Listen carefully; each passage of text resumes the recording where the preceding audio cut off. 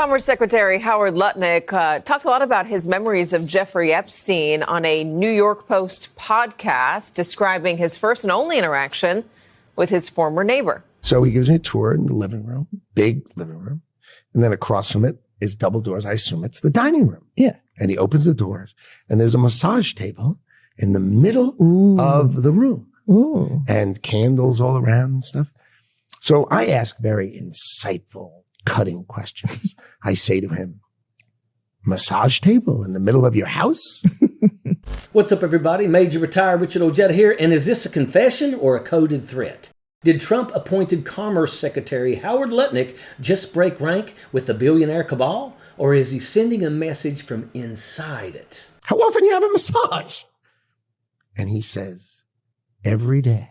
And then he gets weirdly close to me. Ooh. And he says, and the right kind of massage. That's what his MO was, get a massage, get a massage. And what happened in that massage room, I assume was on video. This guy was the greatest blackmailer ever. Blackmailed people. That's how he had money. When he talks about that sweetheart deal, the one that let Jeffrey Epstein stroll through an 18-month sentence like it was a weekend retreat, it's not loyalty or admiration you hear in his voice. It's disgust. And disgust is dangerous in the circles that he moves in. Among the powerful, emotion is weakness. Disgust is treason. It means that for one fleeting second, however small, a crack opened in the mask. It means someone on the inside just remembered what conscience sounds like. And that's not supposed to happen in their world. Congresswoman, you want to talk to Howard Lutnick too? Absolutely. Listen, I mean, he said, I don't know. But one thing is clear. He knew enough to know that he did not want to hang out with Jeffrey Epstein and that he was his neighbor. He talked about the fact that he was into some questionable things. So I'm sure he's seen people come and go, and he seems pretty confident that there were videos of this. So I would absolutely love to kind of dig in a little bit more and at least get a list of names to work from and start to kind of build backwards and do the work that Alex Acosta and that DOJ failed to do. And Jasmine Crockett laid it all out. This is the story, the videos. That's what it all comes down to. Crockett's sitting there telling the world, yeah, I want to talk to this guy. Bring him in. Let's find out what he's talking about. Do your damn job, James Comer, instead of whistling Dixie with your thumb up your ass. She's saying, show us the videos. Show us the Ring doorbell. And if anybody else has footage, bring it in too. We want to see it. And we do. We are so sick of the lies, the distractions, and the red herrings. Let's get on with it. Because think about it. As it turns out, Lutnick was not just some random billionaire. He lived next door to Epstein. They shared a wall. He's talking about videos like he knows something, like he knows what's going on. So yeah, bring him in. Put him under lights. Let's find out exactly what he knows. The amount of allegations that they had against him at that time, and then for him to get that little amount of time, in addition to, as he already laid out, he had privileges that afforded him an opportunity to continue to commit crimes, and everyone looked the other way. I mean, this was like the nightmare that would not end. And even now that Epstein is gone, it's still a nightmare because you have people like the president of the United States saying, oh, no, this is nothing more than a Democratic hoax, and consistently, really invalidating what these victims/survivors experienced. And there it is. Jasmine Crockett flat out says it. She wants a list, and so do we. A list of names to work from. She wants to dig into the job that Alex Acosta and the DOJ failed to do. That's the real headline here. She's calling the Commerce Secretary's bluff. If you're talking about videos, if you're talking about people coming and going, then hand over the names. Bring them in, put them under oath. This is the point we can't lose. She's asking for the evidence that's been buried for years. Let's stand with the victims who are reliving this horror. Donald Trump cannot escape his Jeffrey Epstein problem or statue. The statue of Trump holding hands with the dead convicted sex offender returned to the National Mall yesterday after it was removed by the National Park Service last week.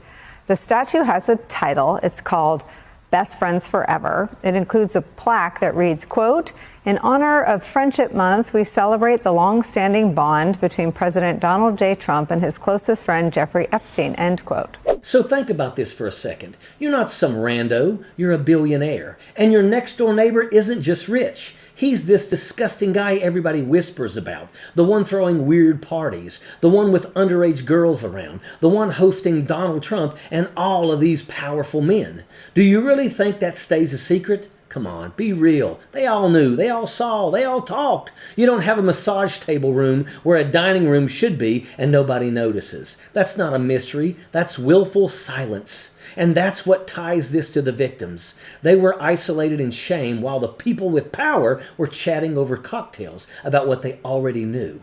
That's the sickness at the core of all of this. So let's get this straight. Lutnick goes on a New York Post podcast talking about his first and only visit to Epstein's mansion. He's the Commerce Secretary, recounting it like it's some bizarre field trip. And even Nicole Wallace points out how remarkable it is that the Trump comms shop keeps letting these guys wander into interviews that blow up in their faces. But here's what really sticks. He says Epstein gives him a tour. The house is so wide. He expects a dining room, opens the double doors, and there it is, a massage table in the middle of the room. And he calls him gross. Now be honest, if your billionaire neighbor had a room like that, if everyone in that social circle whispered about the same thing, do you think they didn't know? Please, they all knew, they all talked, they all kept quiet because that's how these circles protect themselves. And that silence, that's what crushed the victims. They were trapped in shame while the powerful joked about what they already knew. That's the through line here. A billionaire who sounds disgusted because he knows what he saw. A congresswoman demanding the receipts, and a Trump administration still pretending it's a mystery. This isn't about old gossip. It's about power, proximity, and the people who look the other way. It's about how justice gets strangled when billionaires police their own crimes. Howard Lutnick may have cracked for a half a second, but the system around him hasn't. And until it does, until those names come out, until the videos surface, until somebody in power stops whispering and starts testifying, the victims keep carrying that weight alone. That's the story. That's the sickness.